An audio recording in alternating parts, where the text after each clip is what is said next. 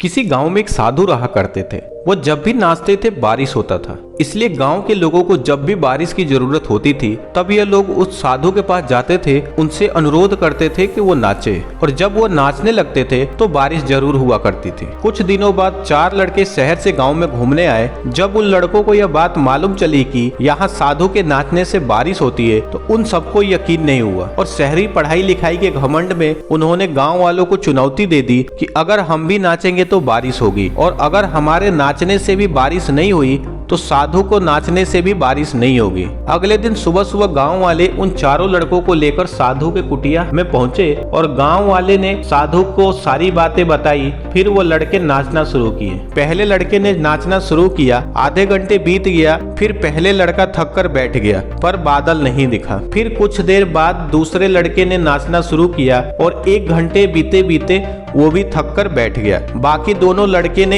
ऐसे ही किया, पर बारिश नहीं हुई। अब साधु की बारी थी।